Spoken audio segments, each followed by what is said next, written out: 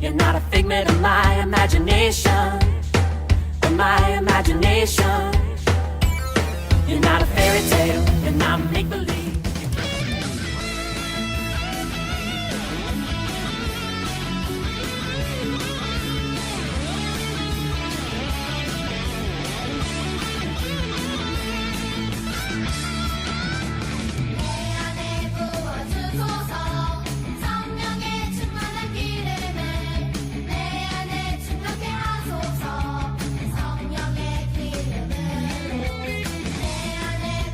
주소서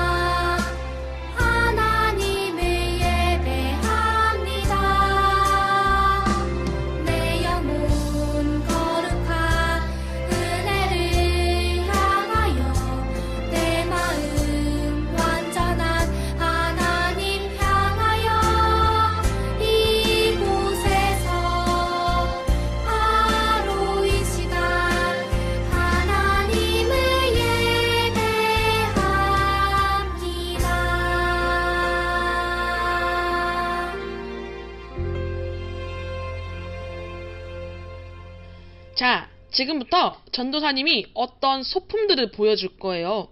그걸 보고 어떤 사람인지 맞추는 거예요. 자, 첫 번째예요.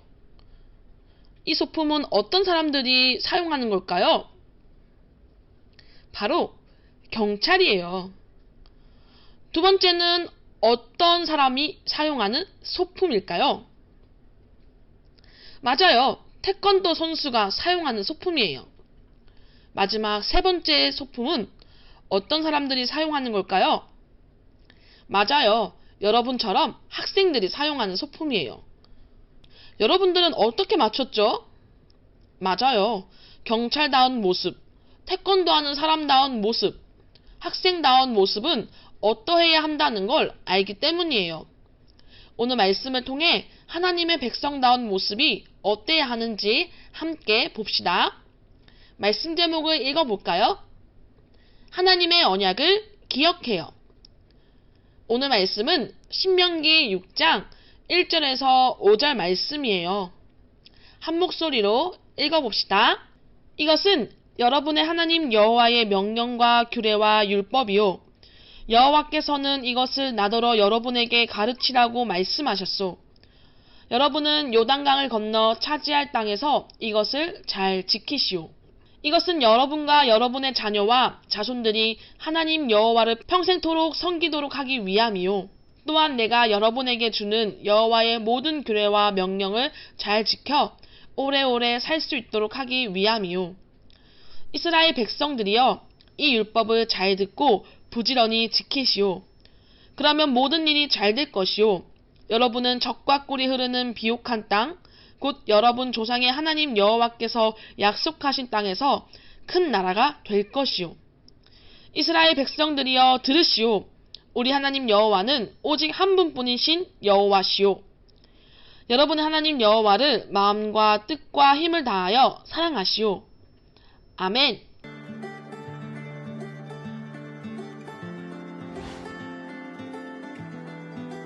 이스라엘이여, 제 말을 들으십시오. 이스라엘 백성은 광야에서 하나님이 약속하신 땅으로 들어가기 직전이었죠.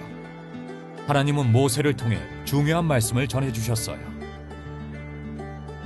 모세는 하나님이 시내산에서 이스라엘 백성과 언약을 세우신 일을 떠올려 주었어요.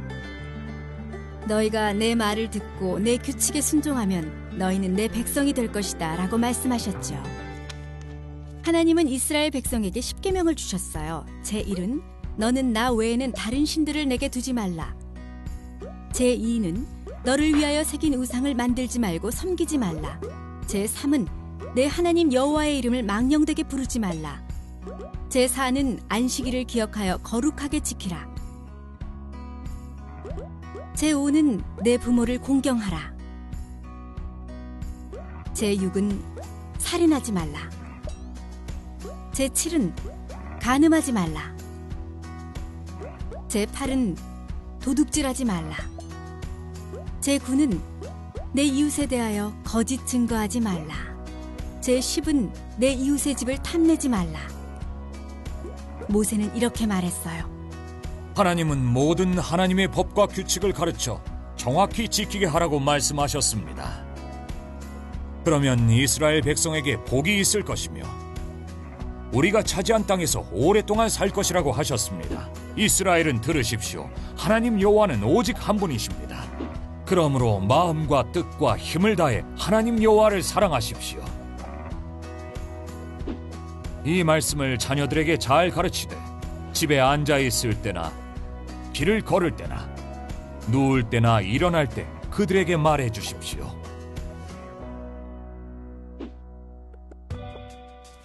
모세는 하나님이 행하실 놀라운 일들에 대해 말해 주었어요. 하나님은 가나안 땅으로 인도하겠다고 약속하셨습니다. 하나님은 그 땅을 아브라함과 이삭, 야곱에게 주겠다고 약속하셨고 그 약속을 지키실 것입니다. 그러므로 약속의 땅에 들어가서도 여호와를 기억하십시오. 하나님은 여러분을 이집트의 노예 생활에서 구하셨습니다. 오직 하나님만 예배하십시오. 모세는 약속의 땅에 들어갈 때가 머지 않았다고 말했어요. 모세는 약속의 땅에 살고 있는 크고 강한 사람들에 대해 경고했어요. 그러나 하나님이 여러분보다 앞서서 건너가셔서 그들을 쫓아내실 것입니다. 모세는 가장 중요한 말씀을 전했어요. 그 땅을 차지하게 되는 것은 여러분이 의롭기 때문이 아니라 아브라함과 이삭과 야곱에게 하신 언약을 이루시려는 것입니다. 여러분은 목이 곧은 백성들입니다. 마지막으로 모세는 당부했습니다. 여러분의 하나님을 사랑하십시오. 여러분이 하나님의 명령을 지키면 복을 받을 것입니다. 그러나 하나님의 명령을 지키지 않으면 저주를 받게 될 것입니다.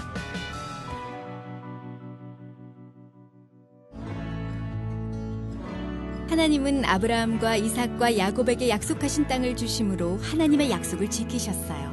약속의 땅 앞에 섰을 때 하나님은 약속을 떠올려 주셨어요.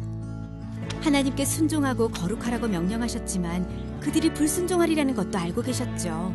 그래서 하나님은 예수님을 보내 하나님의 백성을 죄에서 구하시고 온 세상에 복을 주실 계획을 세워두셨답니다. 오늘의 말씀을 보면서 여러분들은 한 가지 질문을 할 거예요. 전도사님, 예수님을 믿기만 하면 구원도 받고 하나님의 자녀가 된다고 하셨는데 전도사님도 모세도 왜 하나님의 계명을 지키는 게 중요하다고 말하시나요? 이런 질문을 하는 친구들을 위해 전도사님이 하나의 이야기를 해줄게요. 옛날 한 왕이 있었어요. 이 왕에게는 사랑하는 공주가 한 명 있었는데 밖에 나들이를 함께 갔다가 잃어버리게 되었어요. 시간이 흐르고 매일 기다렸던 사랑하는 공주를 드디어 찾게 되었어요.